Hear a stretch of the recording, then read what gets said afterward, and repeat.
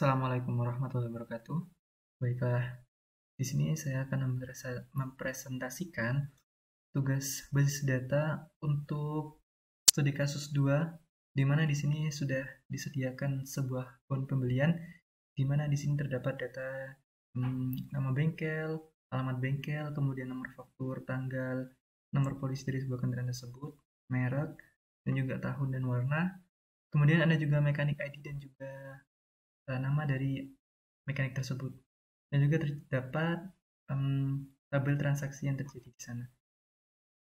Jadi, untuk kali ini saya akan mengerjakan bond ini dan akan mengidentifikasi entity, kemudian beberapa kejadian yang ada di sana. Untuk soal yang nomor 1, jadi kita diminta untuk mengidentifikasi entity dan atribut yang ada di bond pembelian ini. Jadi untuk yang pertama kita punya bengkel. Di bengkel ini terdapat nama bengkel, terus ada nomor bengkel dan juga alamatnya. Kemudian yang nomor 2 pembelian.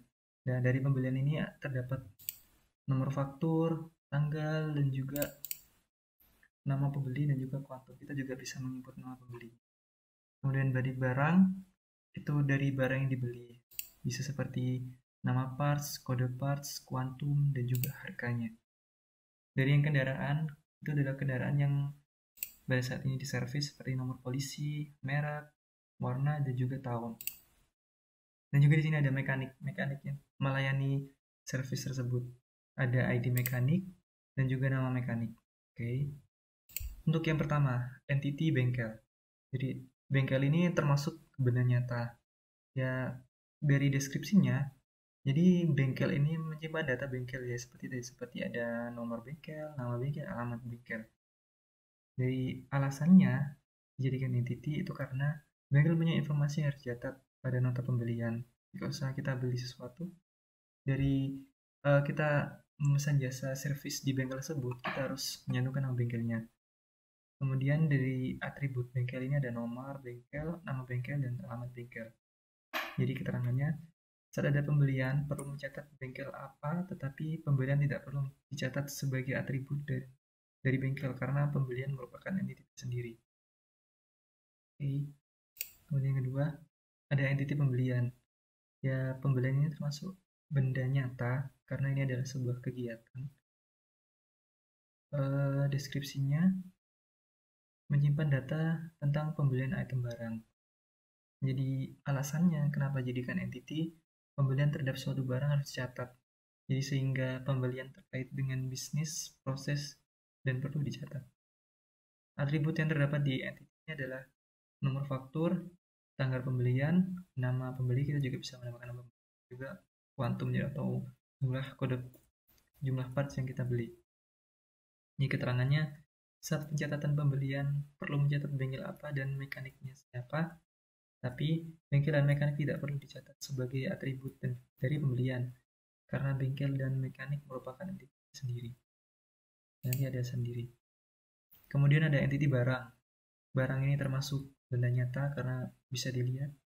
Kemudian deskripsinya ini menyimpan tentang item barang yang dimiliki bengkel. Di bengkel ini, karena bengkel ini bisa menjual barang-barang juga, jadi kita asumsikan sebagai barang bukan parts. Kalau di sini kan ini nama parts ya, tapi kalau di bengkelnya ini kan kita di bengkelnya ini menjual barang.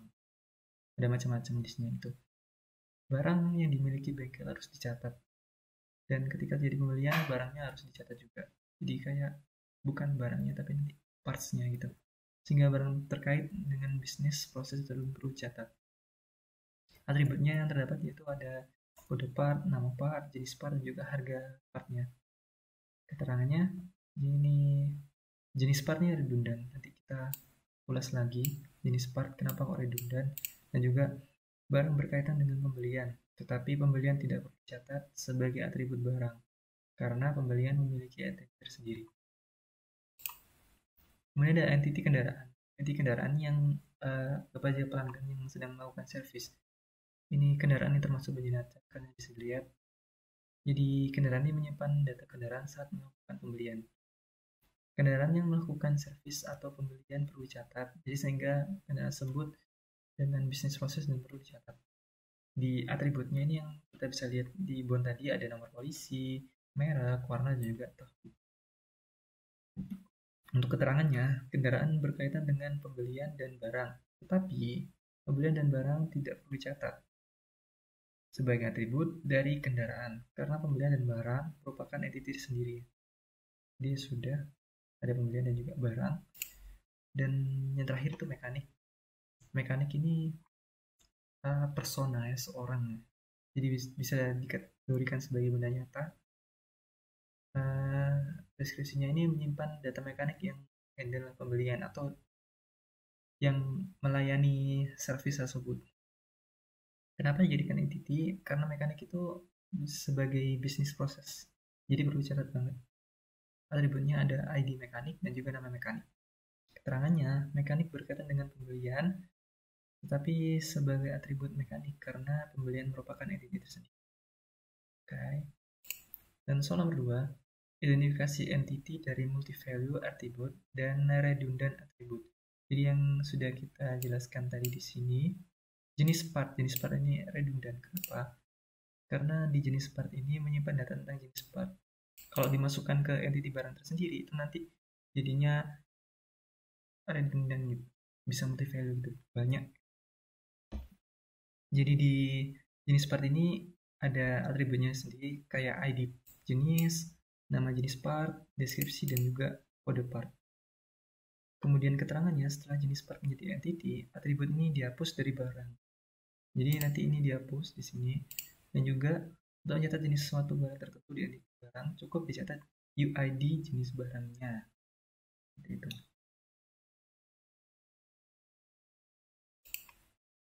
Kemudian atribut yang tidak bisa dimasukkan ke entity, itu ada kondisi parts-nya. Jadi waktu beli itu tidak usah dimasukkan kondisi part-nya atau baik atau kurang baik. Alasannya menyebabkan multi-value atribut pada barang karena bisa menjual barang banyak sekaligus. Misalnya kalau jual tadi oli itu ada sekian banyak. Kalau misalnya kita masukkan itu ada yang bagus dan nanti bisa menyebabkan multi-value. Kemudian kita akan menentukan primary UID dan secondary UID dari setiap entity. Untuk yang bengkel ini, yang menjadi unique identifier itu nomor bengkel. Karena ini yang paling tidak bisa disamai atau mungkin nanti tidak akan diganti untuk beberapa tahun kemudian. Ini termasuk artificial karena itu nomor bengkel itu kayak dibuat sendiri pada saat kita menginputkan data seperti itu. Ini bukan dimasukkan dari yang bond tadi. Kemudian ada nomor faktur. Nomor faktur ini termasuk natural. Jadi sudah tercantum di sini ada nomor fakturnya. Jadi setiap pembelian itu, tapi bisa juga artificial kalau kita bikin bond lagi itu nanti bisa masukin lagi kayak terus ada incrementasi gitu. Kemudian ada kode part. Kode part ini natural. Jadi dari sini sudah ada seperti ini, kode part natural. Kita tidak perlu membuat yang khusus, termasuk primary juga. Kemudian nomor polisi. Nomor polisi ini natural karena dari membuat nomor polisi itu sudah ada dari kantor polisi, tidak perlu kita membuat data lagi untuk unique identifier-nya.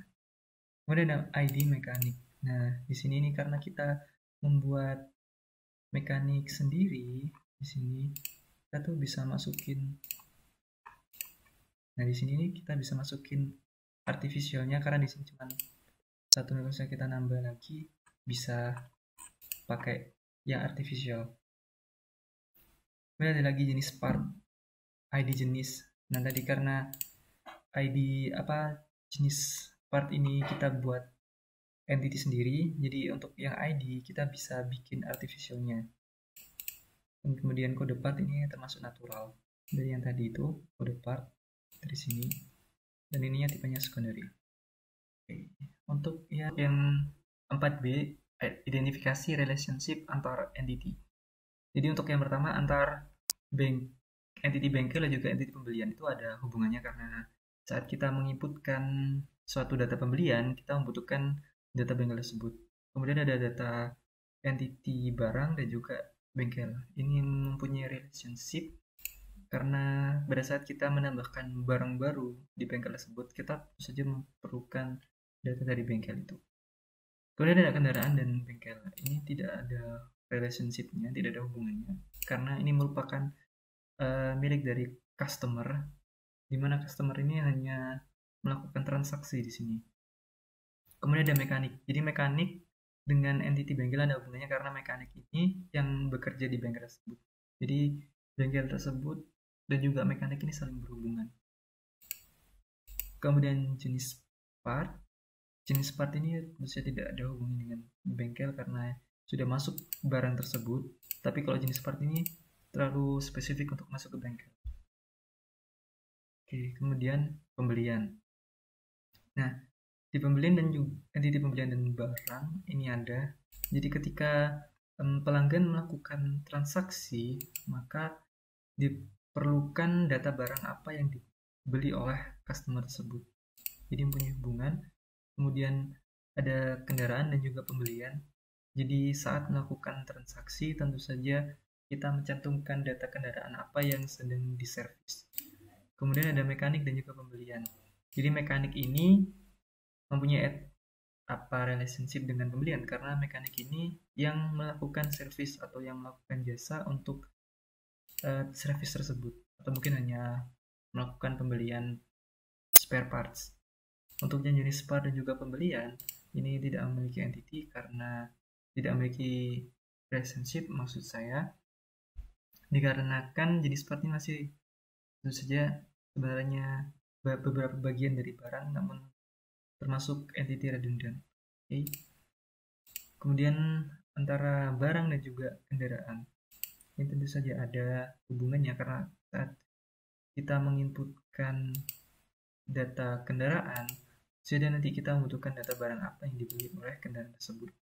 Kemudian dari mekanik dan kendaraan tidak mempunyai relationship karena mekanik ini hanya melakukan servis pada pembelian tersebut dan tidak memerlukan data barang. Kemudian jenis part. Nah, jenis part ini sangat berhubungan dengan barang karena ketika kita menambah data barang, tentu saja kita membutuhkan data dari jenis part itu. Barang tersebut jenis part apa gitu. Habis itu ada kendaraan dan juga mekanik. Sama seperti tadi, tidak ada hubungannya. Kemudian antara kendaraan dan jenis part tentu saja tidak. Dan juga mekanik dan jenis part tidak memiliki hubungan. Oke, mungkin itu saja dari presentasi saya. Mungkin ada kurang kata dan juga kesalahan saya, maaf. Wassalamualaikum warahmatullahi wabarakatuh.